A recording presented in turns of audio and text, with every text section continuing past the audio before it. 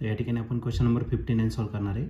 A particle is vibrating in SHM with an amplitude of 4 centimetre. तर एक particle दिलेला आहे जो सिम्पल हार्मोनिक मोशन करतोय ज्याचा ॲम्प्लिट्यूड आहे 4 सेंटीमीटर इतकं.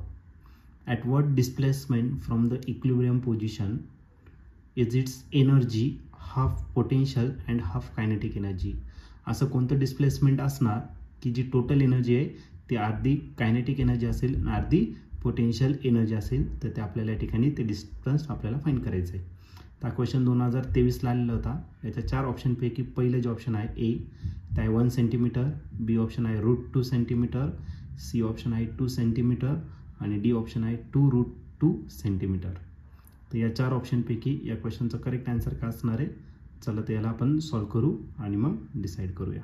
तर या क्वेश्चनमध्ये एक पार्टिकल दिलेला आहे जो सिम्पल हार्मोनिक मोशन करतोय. त्याचा ॲम्प्लिट्यूड दिलेला आहे किती 4 सेंटीमीटर.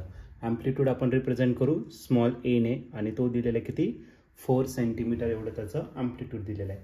त्याने विचारलं आहे ॲट व्हॉट डिस्टन्स. तर अशा कोणत्या डिस्टन्सवरती इक्विलिब्रियम पोझिशनपासून त्याची जी एनर्जी आहे टोटल एनर्जी ती अर्धी कायनेटिक एनर्जी असेल आणि अर्धी पोटेन्शियल एनर्जी असेल. म्हणजे याचा अर्थ कायनेटिक एनर्जी आणि पोटेन्शियल एनर्जी दोघांची व्हॅल्यू सेम असेल. मग kinetic energy is equal to potential energy जर सेम असेल तर कोणत्या डिस्प्लेसमेंटला ते सेम असेल.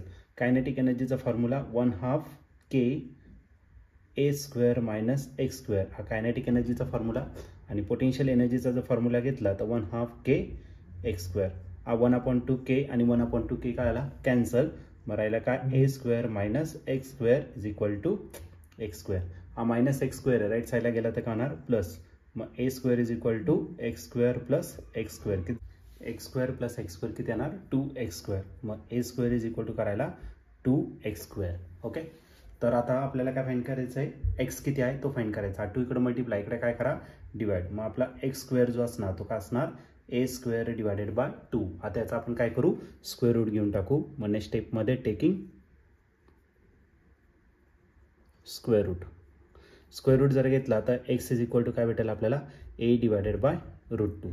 a ची व्हॅल्यू दिलेली आहे तुम्हाला किती 4 सेंटीमीटर. मला 4 सेंटीमीटर डिवायडेड बाय काय आला √2. आता या 4ला आपल्याला काय करता येईल 2 × 2 लिहिता येईल आणि डिवायड काय आला √2.